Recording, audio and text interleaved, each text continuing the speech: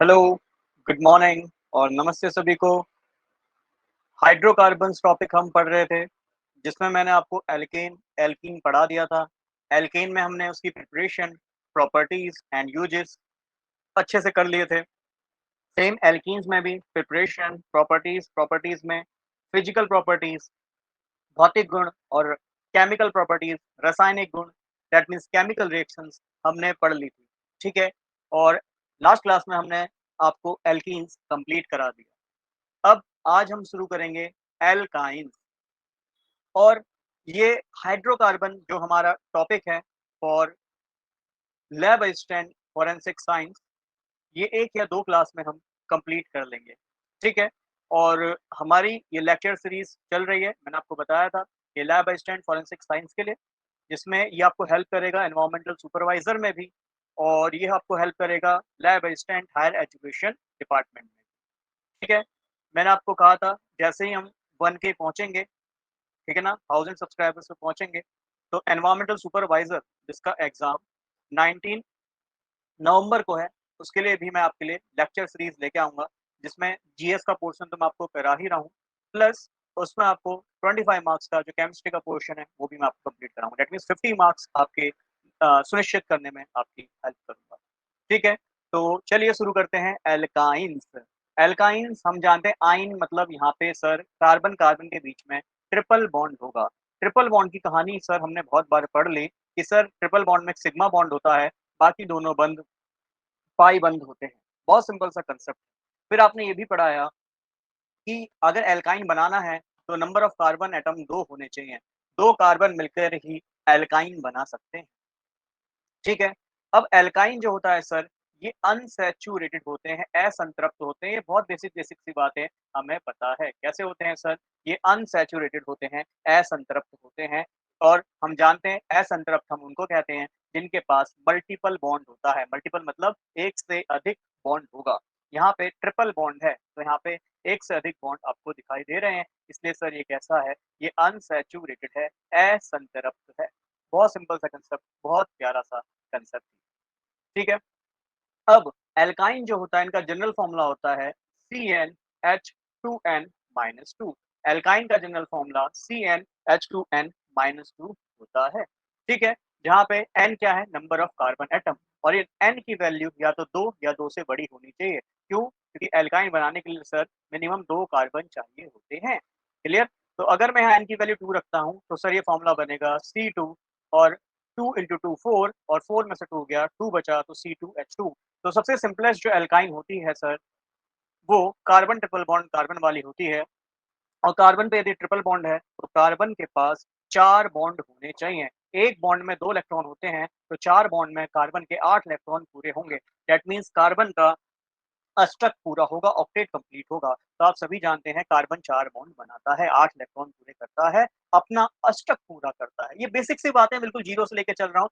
अगर कोई class 12th वाला बच्चा है जो पास आउट करके देख रहा है, काफ़ी टाइम बाद कोई इन वीडियोज़ को देख रहा है ना? केमिस्ट्री को रिवीजन कर रहा है, तो उन सभी को ये हेल्प करेगा। ठीक है? इसलिए बिल्कुल बेस जीरो से मैं लेके चल रहा हूँ, और जितने भी टॉपिक हैं बिल्कुल बेस से ही लेके चल रहा हूँ। आई थिंक ये क्लास नंबर हम 39 या 40 के पास हम पहुँच चुके हैं, और इससे पहले मैं आपको बता ही चुका हूँ, क्लास नंबर 1 से ज़रूर देखिएगा। अगर कोई भी अपने दिक्कत नहीं चाहते हैं कि केमिस्ट्री में मुझे कोई भी समस्या हो, क्योंकि पूरा डेडिकेटेड सीरीज लेके आया हूँ, ठीक है, फॉर द फॉरेंसिक साइंस, और ये हेल्प करेगा, मैं आपको बता चुका हूँ, एनवायरमेंटल सुपरवाइजर में भी, और lab assistant higher education department. Clear? और C2H2 ये क्या है सर? 2 कार्बन है, 2 के लिए सर इथ लगता है, और ट्रिपल बॉन्ड के लिए आइन लगता है। सर आप हमसे बात कर रहे हैं इथ आइन की, ठीक है? कार्बन ट्रिपल बॉन्ड कार्बन की। अच्छा, इससे अगला क्या चलेगा? सी, अगर कार्बन 3 है तो क्या फॉर्मूला बनेगा? तो सर सिंपल होता है, हम CH2 यूनिट जोड़ देते हैं। क्यों? क्योंकि ये होमोलोगस सीरीज होता है। ये मैं आपको कितनी बार बता चुका हूँ, ठीक है? जो बच्चे डायरेक्ट यहाँ से देख रहे हैं उनसे यही रिक्वेस्ट करूंगा, प्रीवियस क्लास से जरूर देखिए, ठीक है? तो आपको कंसेप्ट समझ में आएगा। प्रीवियस का मतलब मैं ये कहना चाहूँ, क्लास नंबर 1 से देखिए, क्योंकि देखो अभी एग्जाम के लिए समय बहुत है, ठीक है? हमारा जो एग्जाम है मार्च और अप्रैल में है। हाँ, एनवायरमेंटल सुपरवाइजर के लिए पढ़ रहे हैं तो ऑर्गेनिक से ही एक बार पढ़ना शुरू करें, और डेडिकेटेड वीडियो चाहते हैं तो मैं आपको बता चुका हूँ, ज़्यादा से ज़्यादा इसको शेयर करें, ठीक है? तो यहाँ पे है C2H2, अगर मैं इसमें CH2 जोड़ दूँ, याद कीजिए जब भी होमोलोगस सीरीज पे हम आते हैं, हमें नेक्स्ट पता करना हो कि उस होमोलोगस सीरीज़ का नेक्स्ट जो है कार्बन कंपाउंड क्या होगा, कार्बन का यौगिक क्या होगा, तो हम उसमें CH2 जोड़ देते हैं। तो जोड़ दीजिए 2 और 1 3 कार्बन हो जाएँगे। सर H 2 हैं, 2 और 2 कितने हो जाएँगे 4 तो कितना बनेगा C3H4 और ये C3H4 क्या होगा? सर ये 3 कार्बन है तो प्रॉप हो जाएगा और ट्रिपल बॉन्ड से जुड़ा है तो आइन हो जाएगा। चलो जोड़ते हैं कार्बन, कार्बन 3 कार्बन है और 1 कार्बन को हम ट्रिपल बॉन्ड से जोड़ेंगे।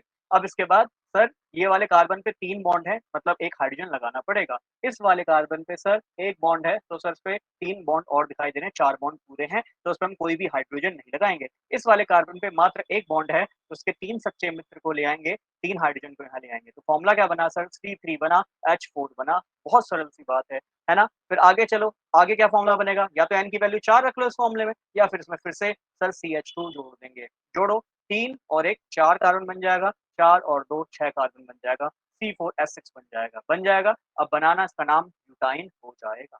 है ना बहुत सरल सी बात? चलिए अब इस तरीके से आप जो है करते चले जाएँगे होमोलोगस सीरीज़ में CH2 यूनिट जोड़ते हुए चले जाएँगे। क्लियर? अब आगे समझते हैं कुछ और बात को। याद है हमने पढ़ा था जो सिंगल बॉन्ड होता है, सिग्मा बॉन्ड होता है, वो कोएक्सियल ओवरलैपिंग से बनता है ना? जिसको हम हेड ऑन ओवरलैपिंग भी कहते हैं और जो पाई बॉन्ड होता है, वो साइडवेज़ ओवरलैपिंग से बनता है। सर ये आप हमें ऑलरेडी पढ़ा चुके हैं।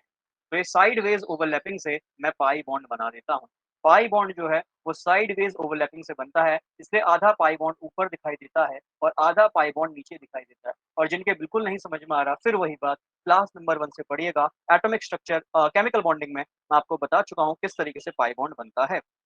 बट सर यहाँ पे एक सिंगल बॉन्ड है, तो सर 2 पाई बॉन्ड हैं। तो एक पाई बॉन्ड तो आपने ये बना दिया और एक पाई बॉन्ड होगा जो हमारी स्क्रीन से बाहर निकल के आ रहा होगा 3D वो होगा क्यों? क्योंकि sir sigma bond generally x axis पे बन चुका है। ये वाला जो है सर ये पाई बॉन्ड वाई एक्सिस वाला है और सर स्क्रीन से बाहर निकलती हुई जेड एक्सिस पे ये एक और पाई बॉन्ड बन रहा होगा। पर मजबूरी है, ये 2D प्लेन है, हमारी स्क्रीन 2D होती है, तो सर 2D में हमें मजबूरन इसको ऐसे बनाना पड़ेगा। बट इसको ध्यान से समझिएगा कि इस तरीके से दिखाई दे रहा है कि ये वाला पाई बॉन्ड आपकी तरफ है और ये वाला पाई बॉन्ड स्क्रीन से पीछे की तरफ है ना?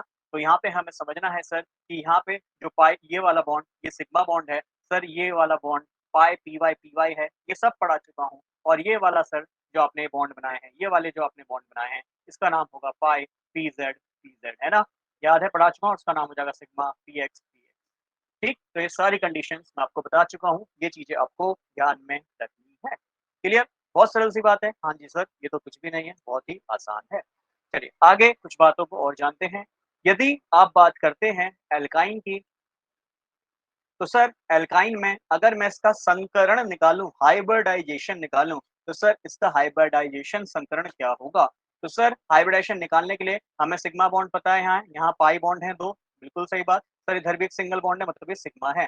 जब भी हम संकरण निकालते हैं तो आपने एक रूल बहुत प्यारा-सा बताया है, सिग्मा बॉन्ड गिनिए और लोन पेयर गिनिए।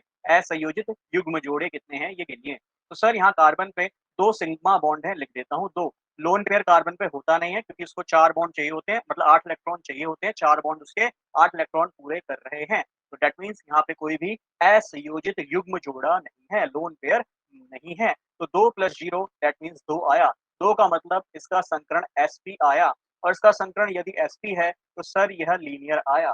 कैसा आया? लीनियर आया और जो लीनियर होता है उसको हम रैखिक कहते हैं। मतलब लीनियर एक सिंपल लाइन, एक स्ट्रेट लाइन, एक सरल रेखा हमेशा 180 डिग्री का कोण बनाती है। मतलब ये बॉन्ड और ये बॉन्ड के बीच में जो सर एंगल होगा, कोण होगा, वो 180 डिग्री का होगा। तो हमें समझ में आता है कि सर हमेशा एल्काइन जो है, वो कैसा बॉन्ड बना रही होती है? सर वो एक लीनियर बॉन्ड बनाती है, रैखिक बॉन्ड बनाती है, जहाँ पे बंधीय कोण बॉन्ड एंगल 180 डिग्री होता है। बहुत सरल सी बात सर ये है और बहुत सिंपल सा कांसेप्ट यहाँ पे बना है। क्लियर? अब एग्ज़ाम में अगर इस तरह का क्वेश्चन आ जाए, तो बिल्कुल भी कन्फ्यूज़ मत होना। मैंने लास्ट क्लास में भी आपको बताया था, ठीक है? अगर बोल दे इस क्वेश्चन में कि बताओ यहाँ पे कितने कार्बन ऐसे हैं जिनका संकरण sp है, कितने कार्बन ऐसे हैं जिनका संकरण sp2 है और कितने कार्बन ऐसे हैं जिनका संकरण sp3 है, ठीक है? तो आपको बताना है कितने कार्बन का संकरण sp है, कितने कार्बन का संकरण sp2 है और कितने कार्बन का संकरण sp3 है, ठीक है? स्वाभाविक सा क्वेश्चन है, एग्ज़ाम में पूछा जा सकता है, कोई इसमें बड़ी बात नहीं है, ठीक है? तो आप देख सकते हैं ये कॉर्नर वाला कार्बन है, सर यहाँ पे एक ही सिंगल बॉन्ड है, ठीक है? और इस तरह की ही फॉर्म में आपको जो है एग्ज़ाम में क्वेश्चन मिल सकता है, ठीक है? तो ये सर एक कोने वाला कार्बन है, इस कोने वाले कार्बन पे सर एक ही बॉन्ड हमें नज़र आ रहा है, मतलब इसके 3 जो है सच्चे मित्र होंगे, मतलब इसके पास सर 3-3 हाइड्रोजन होंगे, तो 1 हाइड्रोजन ये लगा दिया, 1 हाइड्रोजन ये लगा दिया, सर 1 हाइड्रोजन ये लगा दिया। क्यों? क्योंकि कार्बन के पास 4 बॉन्ड होते हैं, एक ही बॉन्ड है, 3 हाइड्रोजन होंगे। 3 हाइड्रोजन मतलब तीनों ही सिंगल बॉन्ड से जुड़े हैं और ये बॉन्ड भी सर सिंगल है, 4 सिंगल बॉन्ड है, 4 का मतलब सर यहाँ पे संकरण sp3 आएगा। सर आपने अभी थोड़ी देर पहले बताया जहाँ भी ट्रिपल बॉन्ड होता है उसका संकरण sp आता है। सर यहाँ भी कैसा आएगा? sp आएगा। सर यहाँ कितना आएगा? डबल बॉन्ड का आप काफ़ी बार बता चुके हो sp2 आएगा, है ना? सर ये भी डबल बॉन्ड है, ये भी sp2 ही आएगा। सर ये वाला कैसा आएगा? सर ये वाला sp आएगा क्योंकि ट्रिपल बॉन्ड है और सर ये भी कैसा आएगा? ये भी sp आएगा। अब गिन लेना है एग्ज़ाम में बस इतना सही क्वेश्चन करना होता है, बट हाँ, स्पीड में हमें चलना पड़ेगा, थोड़ा-सा स्पीड का भी ध्यान हमें रखना पड़ेगा। तो यहाँ देखो sp1, 2, 3, 4 सर 4 तो हमारे sp बॉन्ड हैं, ठीक है? सर इसके बाद sp2 एक घेरा मतलब 2 ही sp2 दिखाई दे रहे हैं, ठीक है? और सर sp कितना दिखाई दे रहा है? या sp3 कितना दिखाई दे रहा है? सर 1 ही दिखाई दे रहा है, sp तो हमने निकाल लिया ना, sp3 कितना दिखाई दे रहा है? 1 तो टोटल हमें इतने संकरण हमें दिखाई दे रहे हैं जिसमें 4 sp है 2 sp2 है और 1 sp संकरण दिखाई दे रहा है। तो ऐसा ही क्वेश्चन पूछा जाएगा 4, 2, 1 करके ऑप्शन होगा 1, 2, 4 है ना 2, 1, 4 इस तरीके से आपके ऑप्शन बना के दे दिए जाएँगे। बहुत सिंपल सा क्वेश्चन है बट थोड़ा-सा टाइम खींचता है और काफ़ी बार ऐसा होता है कि बच्चे संकरण में भी कन्फ्यूज़न हो जाते हैं ना, बट संकरण के लिए बहुत सिंपल सा हाइब्रिडाइजेशन के लिए बहुत सिंपल सा मेथड आपको मैंने बताया हुआ है। ड्रैगो का नियम लगाइए, आंसर फाइव ठीक है? अच्छा मुझे इसका आईयूपीएसी नेम भी बता दें कि सर इसका आईयूपीएसी नेम क्या होगा? जल्दी से बताएँ।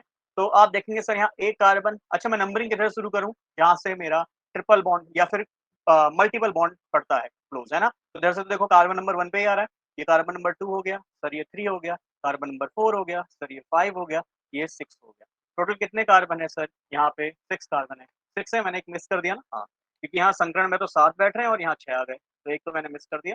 चलो 4 हो गया, ये वाला 5 मैंने मिस कर दिया, ये 6 था और ये 7 था। सर 7 यहाँ दिखाई दे रहा है। 7 का मतलब सर इसका नाम शुरू होगा हेप्ट से, ठीक है? अब हेप्ट है बट इसके पहले और 5वें पोज़ीशन पे देखो ट्रिपल बॉन्ड है, दूसरे पोज़ीशन पे 3रे पोज़ीशन पे डबल बॉन्ड है। तो आपको पता है जो डबल बॉन्ड होता है उसमें ईन लगता है, तो ई अल्फ़ाबेटिकली पहले आता है, इसलिए मैंने पहले ईन को लिखा, तो हेप्ट 3 ईन, क्लियर? फिर उसके बाद आगे क्या नेम होगा?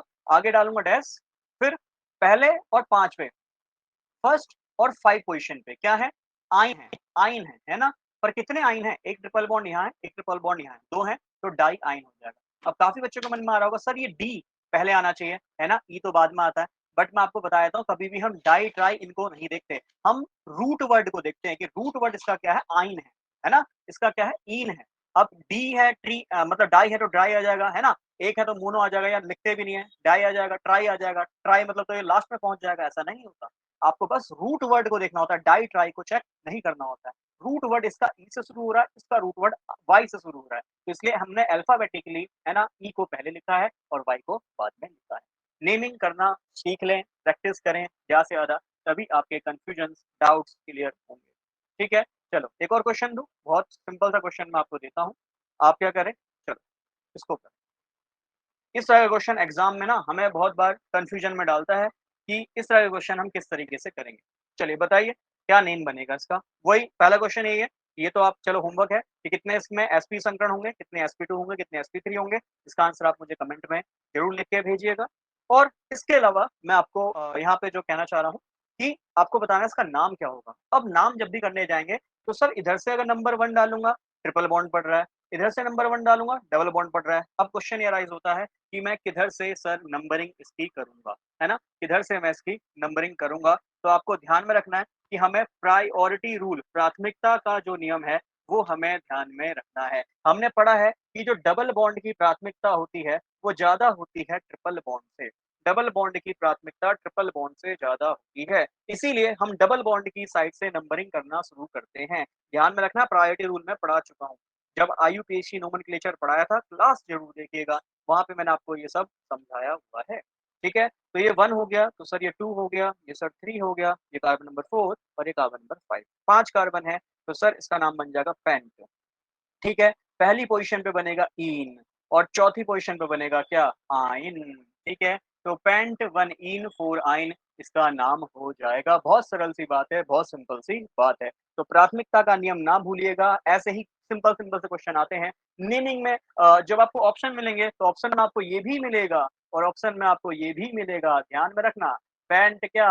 पैंट मिल जाएगा क्या? बोलो, बोलो, बोलो। पैंट मिलेगा 4 पैंट, हाँ, 4 इन 1 आइन, ये भी नेमिंग में मिलेगा। अब यही तो कन्फ्यूजन आती है कि कौन-सा नेमिंग करके आएँ, है ना? डबल बॉन्ड की साइड से शुरू करें या ट्रिपल बॉन्ड की? इसीलिए कह रहा हूँ, लेवल 5 पे आके तैयारी कीजिए। लेवल 5 क्या है? फिर से बता देता हूँ।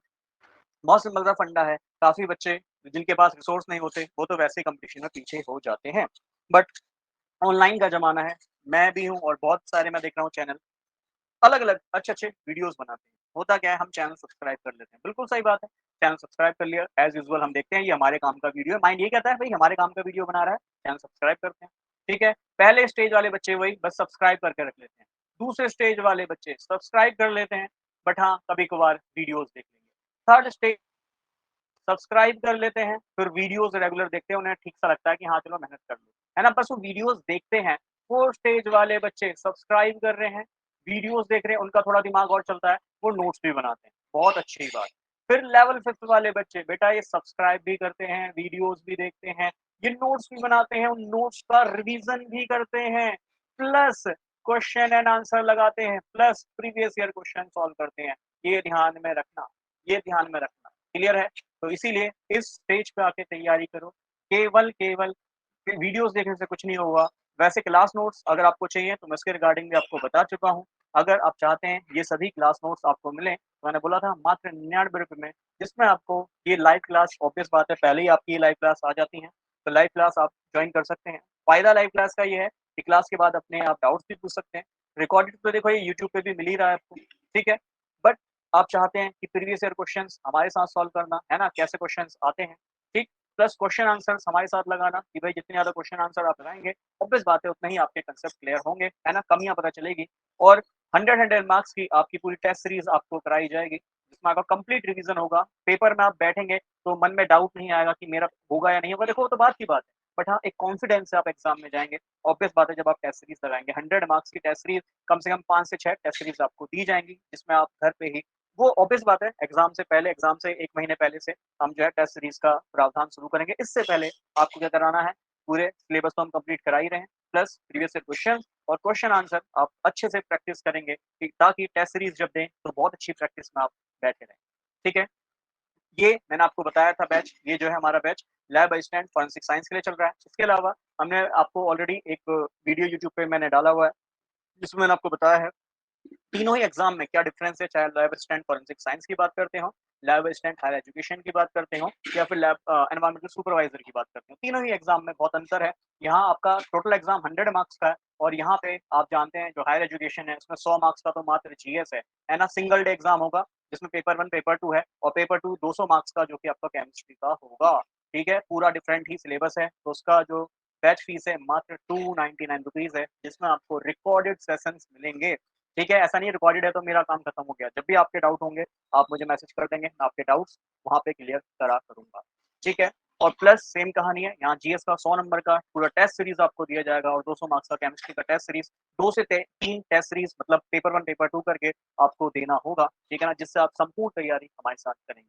ठीक? तो पूरा डेडिकेटेड सिलेबस आपको यहाँ पे मिलेगा और आप चाहते हैं सिलेबस जॉइन करना, तो मैं आपको बता चुका हूँ। नीचे डिस्क्रिप्शन में एक लिंक दिया रहता है जिसमें एक गूगल फॉर्म होता है, उसे ज़रूर भरें। हिंदी माध्यम से तैयारी कर रहे हैं, इंग्लिश माध्यम से तैयारी कर रहे हैं, उसमें बेसिक से यही बात आपसे पूछी गई है। प्लीज़ गूगल फॉर्म को ज़रूर भरें। इसके अलावा मैंने आपको कहा था कि अगर जो बच्चा दोनों ही बैच लेता है, तो उसके लिए ₹50 ऑफ होता है। बट ये सारी कहानी उनके लिए है, जो फर्स्ट 50 स्टूडेंट्स जॉइन करेंगे, ठीक है? तो उनके लिए ये सारी कहानी है, ठीक? चलिए खैर आगे बढ़ते हैं, आगे सीखते हैं कंसेप्ट। अब आगे बढ़ते हैं जिसमें हम पढ़ेंगे जनरल मेथड्स ऑफ प्रिपरेशन बनाने की विधि है ना बनाने की जो कुछ सामान्य विधि है उनको देख लेते हैं किन की एल्काइंस ठीक है याद है हम जो भी चैप्टर पढ़ रहे हैं उसमें हमने एक ही चीज पढ़ी है या कुछ बेसिक सी चीजें ही पढ़ी हैं पहले हमने पढ़ा है प्रिपरेशन बनाने की विधि फिर उसके बाद हमने पढ़ा है उसकी फिजिकल और केमिकल प्रॉपर्टीज है ना भौतिक और रासायनिक गुण फिर इसके बाद जो भी यूजेस हैं वो हमने देखे हैं हम इसी तरीके से इन चैप्टर्स को पढ़ रहे हैं कंप्लीट कर रहे हैं है ना चलिए खैर तो शुरू करते हैं यहाँ पे बनाने की विधि, है ना? Method of preparation. तो पहला है बाय डीहेलोजिनेशन ऑफ एल्कीन डाइहैलाइड। ठीक है, तो एल्कीन डाइहैलाइड का हम क्या कर रहे हैं, डीहेलोजिनेशन कर रहे हैं। तो चलिए करते हैं डीहेलोजिनेशन। यहाँ पे मैं बनाता हूँ CH, ये है CH, ठीक है, और इस पे लगा देता हूँ 2 हैलोजन, ठीक है, X लिख देता हूँ, X, यहाँ भी X, और यहाँ भी X, यहाँ भी X। इसे एल्कीन क्यों कह रहा हूँ? वैसे है तो ये एल्कीन सर, है ना? एल्कीन क्यों कह रहा हूँ? इसलिए कह रहा हूँ क्योंकि एल्कीन को रिसेंबल कर रहा है ना? क्योंकि यहाँ पे CH है, देखो एल्कीन पे अगर CH होता है, एक हैलोजन होता है ना? अगर इसको नहीं कहना है एल्कीन डाइहैलाइड, तो आप उसको सिंपल एल्केन डाइहैलाइड भी कह दोगे तो भी कोई दिक्कत नहीं है। एल्कीन से रिसेंबल कर रहा है, इसलिए हम उसको एल्कीन डाइहैलाइड कह रहे हैं। क्यों रिसेंबल कर रहा है? जरा देखो, एल्कीन में यहाँ डबल बॉन्ड होता है, CH होता है और एक हैलोजन होता है, इसलिए एल्कीन को रिसेंबल कर रहा है ना? एल्कीन के जैसा दिख रहा है, इसलिए एल्कीन डाइहैलाइड कह रहे हैं। अगर आपका मन नहीं करता तो आप इसको क्या कहोगे, एल्केन टेट्राहैलाइड। क्या कहोगे? एल्केन टेट्राहैलाइड, क्योंकि एल्केन है, सिंगल बॉन्ड है, उसपे 4 हैलोजन है, इसलिए एल्केन टेट्राहैलाइड कहोगे। ठीक, चलो इसकी रिएक्शन यदि कराई जाए KOH, ठीक है, KOH, और KOH कैसा लो? एल्कोहलिक लो, एल्कोहलिया, है ना? एल्कोहलिक KOH लो यहाँ पे, तो आपको जो प्रोडक्ट मिलेगा। अच्छा, ये X कौन-कौन हो सकता है? तो सर X यहाँ पे आपका क्लोरीन, ब्रोमीन या आयोडीन, इनमें से होना चाहिए, है ना? क्लोरीन, ब्रोमीन, आयोडीन में से कोई एक होना चाहिए। और ध्यान रखना, अगर यहाँ क्लोरीन है तो जनरली कोशिश की जाती है चारों ही क्लोरीन है, या चारों ही ब्रोमीन है, या चारों ही आयोडीन। क्लियर? अब अल्कोहलिक केओएच क्या काम करता है? सर बहुत बार पढ़ा चुके हैं, अब तो 4 से 5 बार तो हम ही पढ़ चुके हैं, अब तो हम पढ़-पढ़ के भी परेशान हो गए। अब आप हमें मत बताओ, हम खुद ही बता देंगे। ये क्या काम करता है? सर ये काम करता है बीटा एलिमिनेशन का। आप जानते हैं, अगर मैं इस हैलोजन को एज़ अ मेन ग्रुप मान लूँ, तो सर ये अल्फा पोज़ीशन, ये इसकी बीटा पोज़ीशन, है कि नहीं? हाँ जी सर, बिल्कुल है। तो आपको पता है बीटा वाले से एक हाइड्रोजन हटेगा, यहाँ डबल बॉन्ड बनाएगा, एक एक्स निकल जाएगा। बहुत सरल है ये, तो हम चुटकी बजाते ही कर देंगे सर, इसमें तो कुछ हार्ड है ही नहीं, है ना? ये तो सर बहुत बहुत बहुत सिंपल है। ठीक, फिर दूसरा, अगर इस वाले को मैं मान लूँ, तो भाई आपको पता है सर कि यहाँ से ये डबल बॉन्ड बनाएगा, एक और हैलोजन यहाँ से निकल जाएगा। सर ये तो बहुत ही सिंपल बात है, हम चुटकी बजाते ही इसका आंसर दे देंगे, है ना? बहुत सिंपल है ना? बिल्कुल सर, बहुत सिंपल है। तो चलिए इसका प्रोडक्ट बताइए। तो सर यहाँ पे ऐसे हम देखेंगे कि ट्रिपल बॉन्ड बन जाएगा, है ना? ट्रिपल बॉन्ड बन जाएगा। साथ में आपको, अच्छा 1 मिनट रुक जाइए, यहाँ पे ना मैं CH2 ही लिखता हूँ, 2-2 4 हैलोजन मैंने लगा दिए गलती से, ठीक है? जब भी तो एक हैलोजन एक्स्ट्रा बनेगा, इसको ऐसे बनाइए, अब ठीक बैठेगा, ठीक है? तो आप देखेंगे यहाँ से 2 बार हट जाएगा, है ना? एक हाइड्रोजन यहाँ से हटेगा, डबल बॉन्ड बनेगा, एक हाइड्रोजन यहाँ से हटेगा, ट्रिपल बॉन्ड बनेगा, ठीक है? बीटा एलिमिनेशन होगा, और साथ में आपको क्या मिलेगा? 2KCl मिलेगा, और OH और H 2 बार H लेके निकल रहा है, मतलब 2 बार पानी निकल जाएगा, ठीक है? तो ये आपका सिंपल सा प्रोडक्ट होगा, ठीक? चलो, इधर देखना, बनाना ज़रा इसको, CH2, CH2, चलो मैं यहाँ कर देता हूँ Br, और यहाँ कर देता हूँ Br, ठीक है? इसका प्रोडक्ट बनाइएगा, आप तो खुद ही आंसर कर सकते हो, बहुत समझदार हो, ठीक है? चलो, करो बीटा एलिमिनेशन और प्रोडक्ट बताओ, क्या बनेगा? ऑब्वियस बात है सर, यहाँ भी इथाइन ही बनेगा। क्या बनेगा सर? इथाइन ही बनेगा, बहुत सिंपल सा इसका प्रोडक्ट। क्लियर हो गया? चलिए, आगे देखते हैं। ठीक है। अच्छा, एक और मैं अगर यहाँ पे छोटा-सा लिखूँ, ये अगल-बगल में ना हैलोजन, जब सर अगल-बगल में हैलोजन होता है, तो याद कीजिए इसे क्या कहते हैं? सर इसे विसिनल कहते हैं, विसिनल, है ना? विसिनल कहते हैं, पढ़ा चुका हूँ। बट क्या हो कि यदि मैं जेमिनल डाइहैलाइड ले लूँ, जैसे CH है, इस पे 2-2 हैलोजन लगा दूँ, अब क्या होगा सर? याद है? सेम कार्बन पे होता है तो उसे हम जेमिनल कहते हैं, पढ़ा चुका हूँ ये सब, जेमिनल। अब क्या होगा? अगर उसमें 2 मोल ऑफ अल्कोहलिक QH डाल दो, सर यहाँ भी बीटा एलिमिनेशन होगा, यहाँ भी आपको एल्काइन ही मिलेगा। कैसे? भाई ये है ग्रुप, ग्रुप से पहला कार्बन अल्फा, दूसरा वाला बीटा। अगर अल्फा वाले पे 2-2 हैलोजन हैं, तो सर बीटा वाले पे 2-2 हाइड्रोजन भी हैं, मतलब पहला हाइड्रोजन आएगा, एक एक्स को निकालेगा, दूसरा हाइड्रोजन आएगा, वो दूसरे एक्स को निकालेगा, तो सर यहाँ ट्रिपल बॉन्ड बन जाएगा। जिनको बीटा एलिमिनेशन नहीं पता, मैं काफ़ी बार बता चुका हूँ, मैकेनिज़्म के थ्रू भी बता चुका हूँ। क्लास नंबर 1 से जो देखेगा उसको सब कुछ समझ में आएगा। अदरवाइज़ ये टॉपिक हार्ड ही पड़ेगा, ठीक है? तो चाहे आप जेमिनल डाइहैलाइड ले लो, चाहे आप विसिनल डाइहैलाइड ले लो, दोनों ही अल्कोहलिक KOH के साथ आपको एल्काइन देंगे। तो एल्काइन का हम मेथड ऑफ प्रिपरेशन बनाने की विधि देख रहे हैं। क्लियर हो गया? चलिए, नेक्स्ट है बाय डीहैलोजिनेशन ऑफ एल्कीन डाइहैलाइड, ठीक है? अच्छा, मैंने एक ही चीज़ 2 बार लिख दी क्या? नहीं, ये हैलोजिनेशन है, ठीक है? डीहैलोजिनेशन, हैलोजन को हटा रहा हूँ।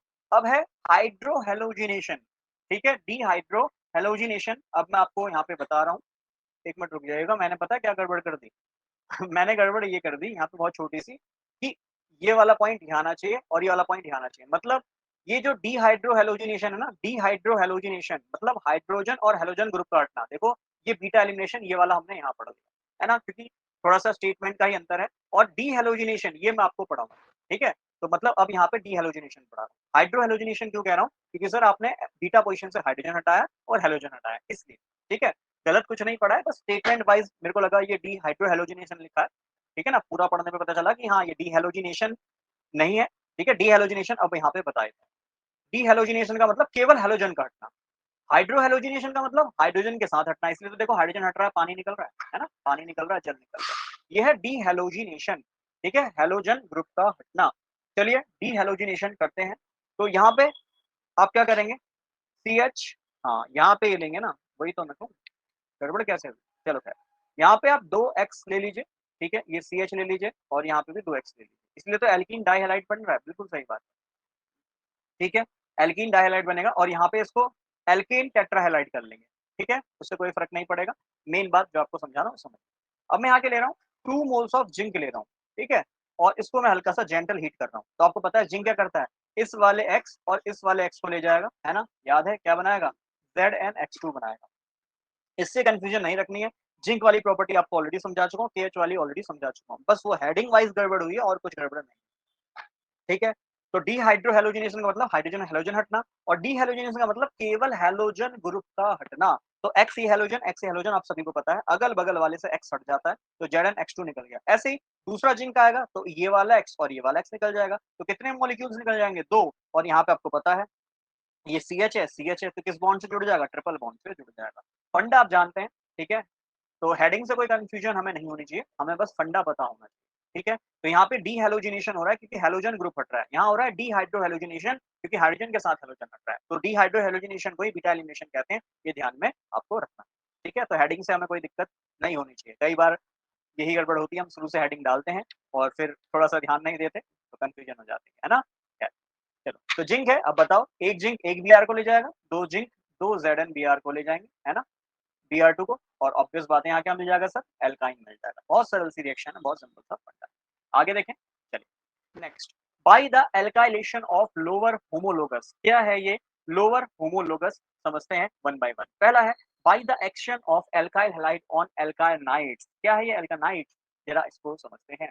तो बहुत सिंपल सी बात है, यदि आपके पास मैं क्या करूँ, एक कंपाउंड दे दूँ, ठीक है? अब ये कैसे बना होगा?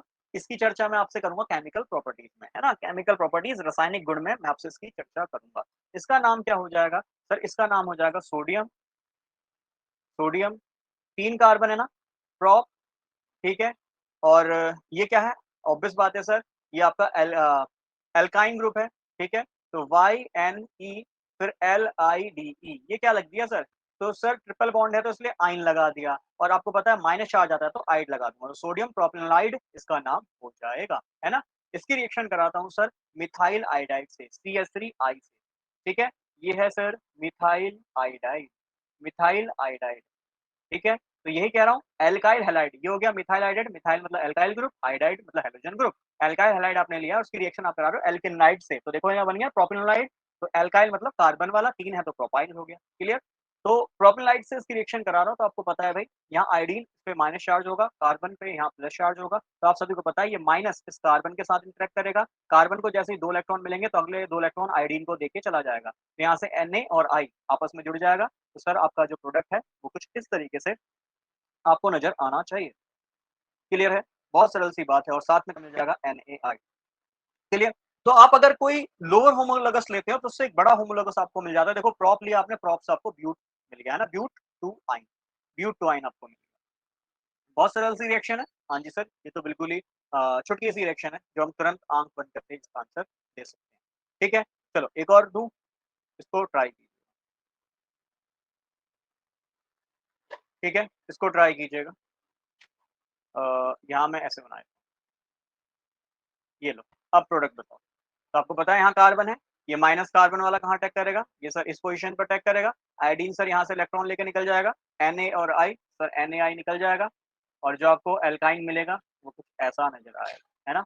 ऐसा नज़र आएगा C ट्रिपल बॉन्ड C और किस वाले कार्बन से जुड़ा है? इस वाले कार्बन पे देखो एक कार्बन और मतलब इस कार्बन पे 1, 1, 2, 3 कार्बन है। मतलब इस कार्बन से इस ट्रिपल बॉन्ड के बाद आपको 3 बॉन्ड लगाने होंगे। लगा दो 1, 2, 3 देखो 1 कार्बन, ये कार्बन है तो से कार्बन, 2 कार्बन, 3 कार्बन आप लगा दिए। आपको अगर ऐसे नहीं लिखना तो सर हम ऐसे नहीं लिखना चाह रहे, तो आपकी मर्जी, आप ऐसे लिख लो CH2 CH2 क्लियर है, बहुत सरल सा इसका नाम बन जाए। ठीक, आगे देखते हैं।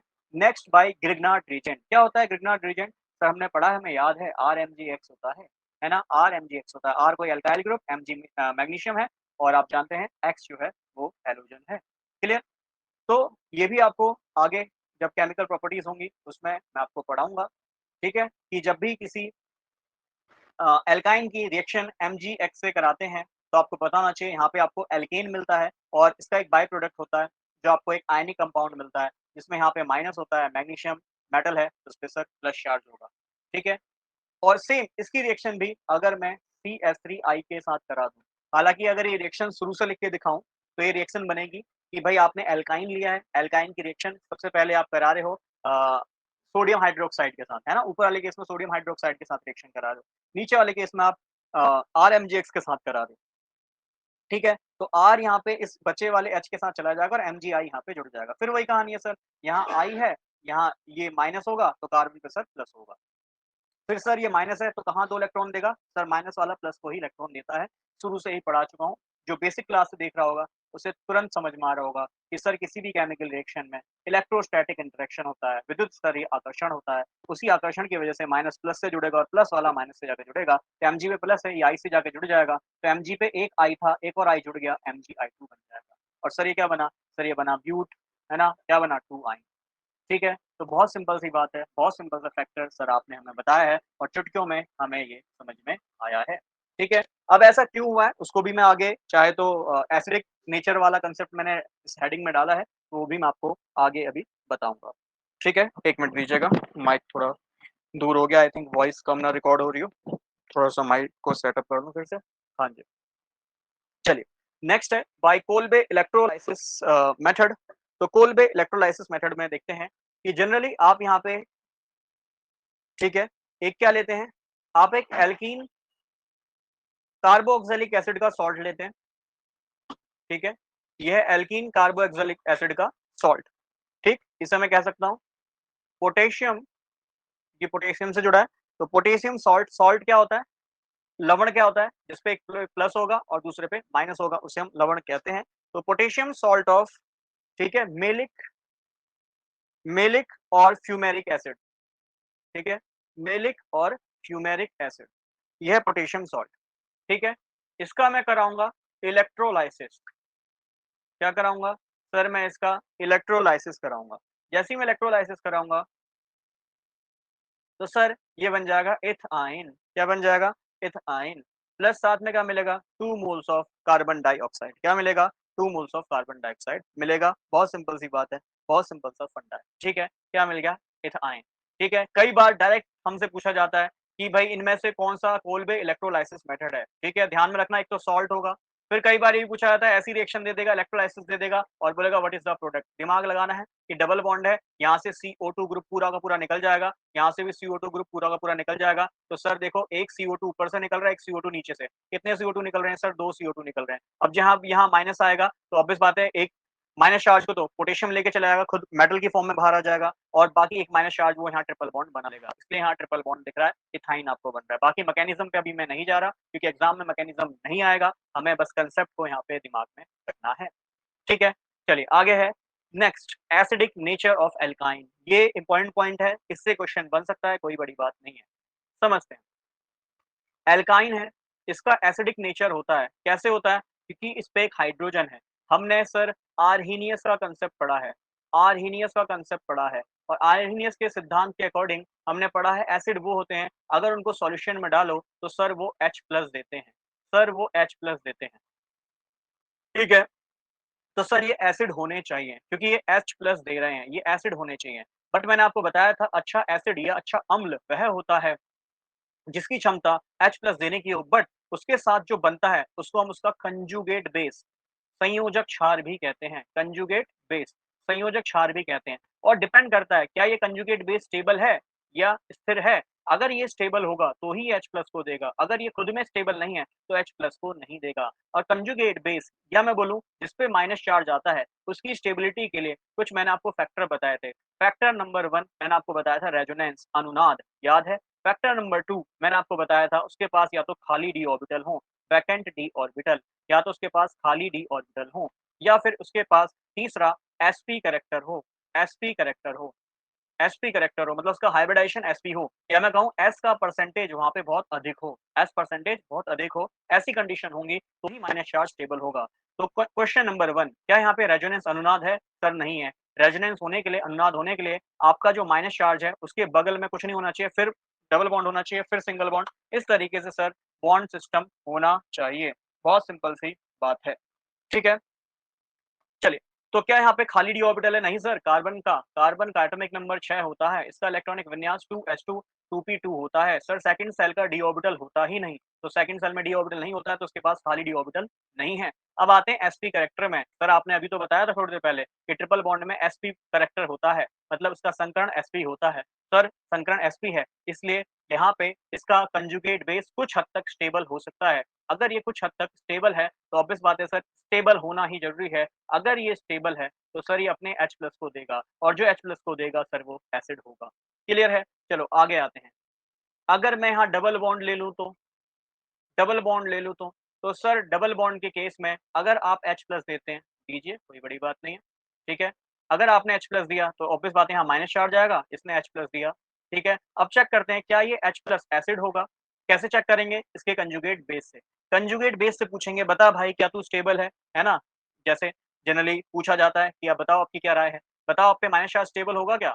ये कहेगा चलो मैं चेक करता हूँ क्या-क्या रूल हैं। तो रूल बुक कहती है या तो रेजोनेंस हो, या खाली डी ऑर्बिटल हो, या परसेंटेज एस कैरेक्टर हो। तो भई इस पे रेजोनेंस तो कहीं नहीं है, क्योंकि रेजोनेंस होने के लिए माइनस चार्ज है, तो फिर एक सिंगल बॉन्ड होना चाहिए, फिर उसके बाद डबल बॉन्ड होना चाहिए, फिर सिंगल होना चाहिए, ताकि ये रेजोनेंस कंजुगेशन में चले, है ना? संयोजन में चले। ये हमने ऑलरेडी आपको पढ़ाया हुआ है, ठीक? तो क्या यहाँ माइनस के बाद कहीं रेजोनेंस दिख रहा है? सर नहीं दिख रहा, तो रेजोनेंस इसके पास नहीं है। फिर बोलेगा रूल बुक में क्या है? वैकेंट डी ऑर्बिटल कार्बन है, कार्बन के पास डी ऑर्बिटल नहीं होता है। फिर आया थर्ड sp कैरेक्टर, क्या sp कैरेक्टर है? नहीं सर, डबल बॉन्ड में संकरण sp2 होता है, मतलब sp कैरेक्टर नहीं है। कह सकता हूँ ये माइनस चार्ज इन रूल के अकॉर्डिंग स्टेबल नहीं है। जब ये माइनस चार्ज स्टेबल नहीं है तो क्या ये H प्लस देगा? सर ये H प्लस नहीं देगा। क्लियर? या बोलूँ ट्रिपल बॉन्ड के रिस्पेक्ट में ये H प्लस को कम देगा, मतलब ये कम एसिडिक होगा। ठीक? फिर आते हैं चलो एल्केन पे। एल्केन पे तो 4-4 हाइड्रोजन है, दुनिया देख के खुश हो जाएगी। हाँ भाई, इस पे तो 4 हाइड्रोजन है, मतलब ये सबसे ज़्यादा H प्लस देगा।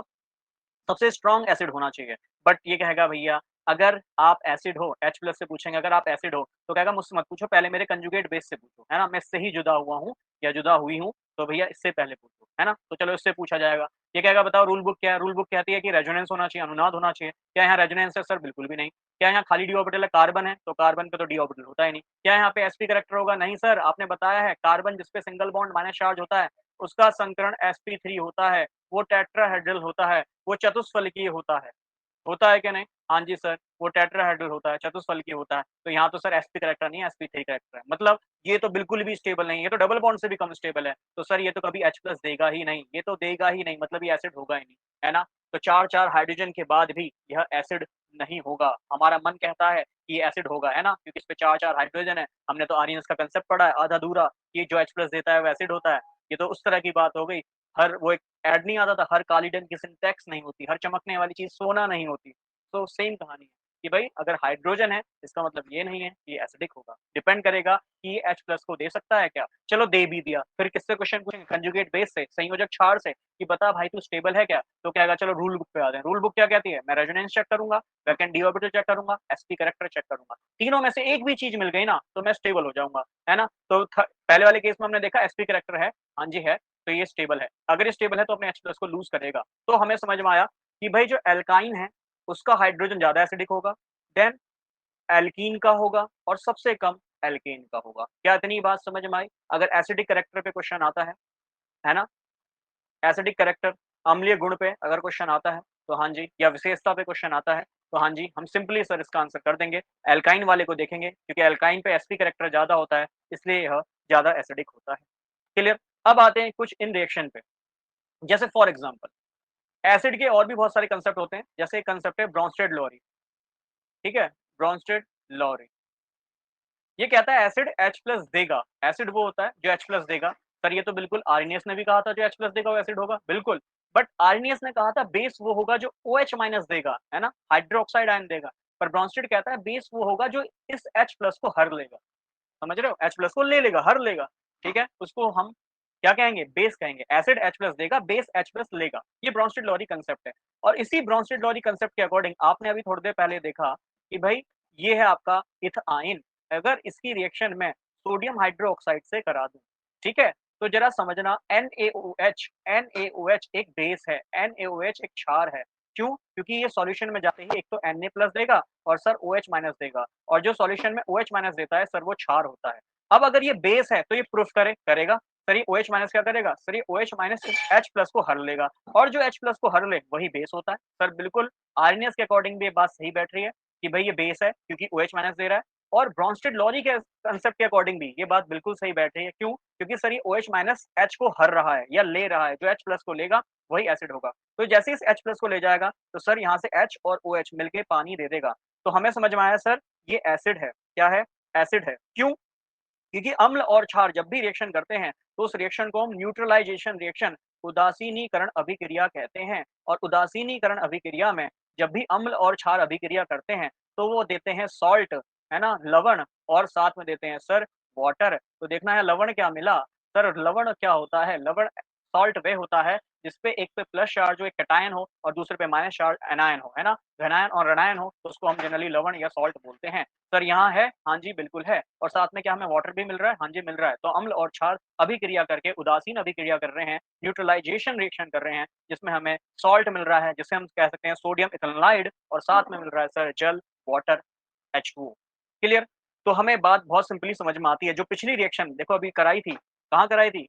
ये कराई थी सर, है ना? इसमें आप ये ले रहे थे, देखो इस पे Na और ये वाला ग्रुप ले रहे थे, कैसे बना होगा? सर इससे पहले आपने इस पे H लगा होगा और उसकी रिएक्शन सोडियम हाइड्रोक्साइड से आपने कराई होगी। बहुत सिंपल सा कांसेप्ट है सर, है ना? तो यही मैं आपसे कहना चाह रहा हूँ। अच्छा, इसी में अगर मैं देखूँ यहाँ पे आप RMgX से रिएक्शन करा रहे थे, जैसे फॉर एग्जांपल यही ले लो, ठीक है? थोड़ा छोटा-छोटा करके लिख रहा हूँ क्योंकि आगे वाले पेज में जगह नहीं है, ठीक? तो ख़ैर मैं आगे भी समझा सकता हूँ, ऐसी कोई बात नहीं है, आगे मैं अगर जगह नहीं बचेगी तो आगे ही समझाऊँगा। देखो ये आपने लिया था RMgX, CH3Mgbr, सर ये है ग्रिग्नार्ड रिएजेंट, है ना? यहाँ मैग्नीशियम मेटल है, इस पे प्लस चार्ज, ब्रोमीन पे माइनस चार्ज और यहाँ भी सर माइनस चार्ज आएगा। अब ये माइनस है, तो सर ये क्या करेगा? H+ को ले जाएगा। भाई ऑब्वियस बात है क्योंकि आपको पता है H+ है, तो ये माइनस क्या करेगा? H+ को ले जाएगा और क्या बन जाएगा सर? यहाँ से CH4 निकल जाएगा, एल्केन निकल जाएगा। बहुत सिंपल सी बात है, ठीक है? अब इसके बाद ज़रा कुछ बातों को और समझिएगा। जब ये CH3H को ले जाएगा, CH4 बन जाएगा और जो बचा हुआ Mg है वो यहाँ पे आके जुड़ जाएगा।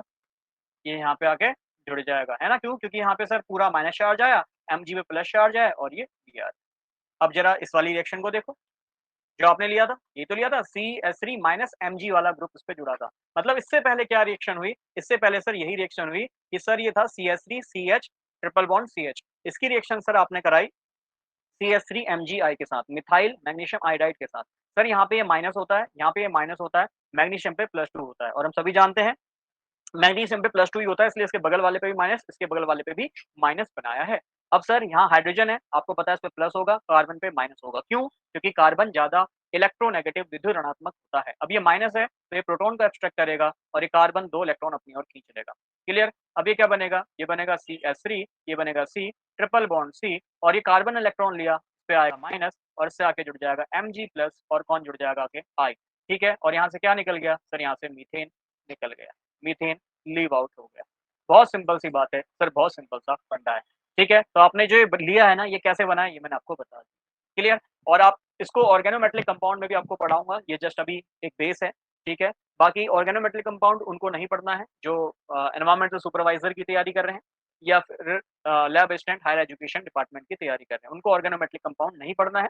बट हाँ, ये मान के चलिए क्लास 11th-12th की रिएक्शन है इसलिए मैं आपको बता रहा हूँ। बाकी ऑर्गेनोमेटेलिक कंपाउंड में पूरा पढ़ेंगे कि किस तरीके से जो आपके ऑर्गेनोमेटेलिक कंपाउंड हैं, वो अगर एक्टिव हाइड्रोजन मतलब ऐसे कंपाउंड जिन पे H है, वो H+ को देने की क्षमता रखते हैं, तो उनके साथ जुड़कर वो एल्केन बनाते हैं।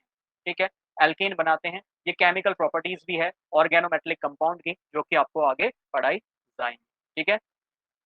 तो ये था acidic nature of alkyne. Next class में हम पढ़ेंगे केमिकल प्रॉपर्टीज़, जिसमें आज हमने क्या-क्या पढ़ा है? आज हमने प्रिपरेशन पढ़ा है और यहाँ पे एसिडिक नेचर ऑफ एल्काइन पढ़ा है, जिससे प्रश्न पूछे जाने की पूरी-पूरी संभावना है। ठीक है? एसिडिक नेचर पे क्वेश्चन पूछा जा सकता है।